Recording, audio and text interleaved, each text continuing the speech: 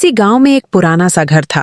कच्ची दीवारें, मिट्टी का आंगन और पीपल का एक पेड़ जिसके नीचे चारपाई रखी रहती थी। उसी घर में एक माँ, बाप और उनके 2 बच्चे रहते थे। बड़ा बेटा रेहान समझदार, बाप जैसा, और बेटी आयशा शरारती, मासूम, माँ की लाडली।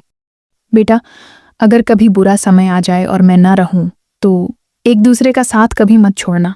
अगर दुनिया वाले तुमसे मुंह मोड़ लें तो डरना मत मेरे बच्चों। तुम्हारी माँ हमेशा तुम्हारे साथ है, चाहे आत्मा बनकर ही क्यों ना हो। ये बात तब बस एक जुमला लगी, पर वक़्त ने इसे तकदीर बना दिया। एक दिन बाप रोजगार के सिलसिले में करीबी शहर गया। वापसी पर रात हो चुकी थी। रास्ते में कुछ लुटेरे आ गए। उन्होंने उसे लूटने की कोशिश की, मगर बाप ने विरोध किया। उन्होंने उसे चाकू मारकर छोड़ दिया।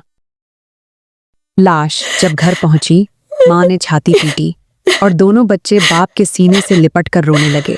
उस दिन उस घर का चिराग बुझ गया और माँ के चेहरे की रोशनी भी।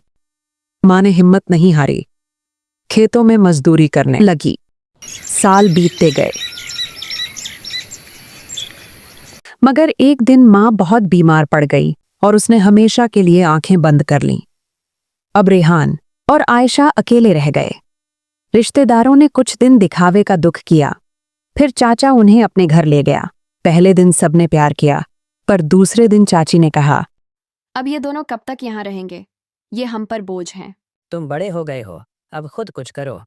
हमारे भी बच्चे हैं, हम उन्हें पालें या तुम लोगों को? बस, अब और नहीं। चाचा, हम सिर्फ छत मांगते हैं, खाना नहीं। हम खुद भूखे रह लेंगे, बस एक कोना दे दो। अब यहाँ से चले जाओ, अब हम तुम्हें पाल नहीं सकते। रेहान ने आयशा का हाथ पकड़ा और दोनों बच्चे घर से निकल आए। वो एक पड़ोसी के दरवाजे पर गए। आंटी, हमें सिर्फ एक कोने की जगह दे दो, हम ज्यादा कुछ नहीं मांगते। हमारे अपने बच्चे कम नहीं हैं, तुम्हारा बोझ नहीं उठा सकते। दोनों बच्चे शाम तक दर दर भटकते रहे। हर दरवाजा बंद, हर आंख अजनबी।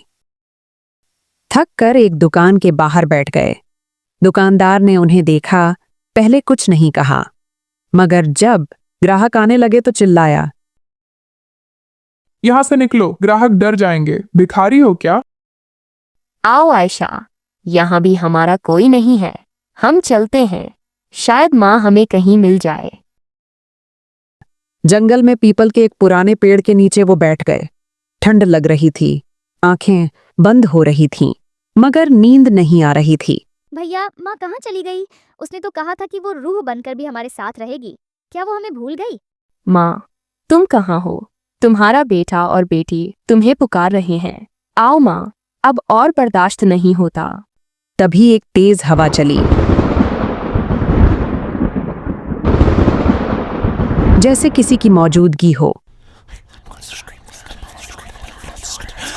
एक साया पेड़ों के बीच से आया, लंबे बाल, आंखों में आग और हाथों से खून टपक रहा था। वो चुड़ैल लग रही थी। साया धीरे धीरे आया, बच्चों के करीब झुका और उनके सिर पर हाथ फेरा। दोनों बच्चे डर के मारे चीखने ही वाले थे कि साया माँ की सूरत में बदल गया। मत डरो मेरे बच्चों, मैं तुम्हारी माँ ही हूँ। सबने तुम्हें परेशान किया ना, अब तुम्हारी माँ वापस आई है इंसाफ लेने के लिए। माँ की रूह ने बदला लेना शुरू किया। दुकानदार एक रात पेड़ से लटका पाया गया। लोग कहते हैं उसने खुदकुशी की, मगर उसके शरीर पर जलने के निशान थे, जैसे किसी ने उसे आग में घसीटा हो। चाची पागल हो गई। आज भी गांव के कब्रिस्तान में भागती फिरती है। उनके घरों में माँ की चीखें सुनाई देने लगीं। एक का बेटा गायब हुआ, दूसरे के घर आग लग गई। तो बच्चों, ये थी हमारी आज की कहानी। तो इसी तरह की अच्छी अच्छी न्यू कहानियां देखने के लिए हमारे चैनल को सब्सक्राइब कर लें। मिलते हैं ऐसी ही किसी अच्छी कहानी के साथ। तब तक के लिए अल्लाह हाफिज।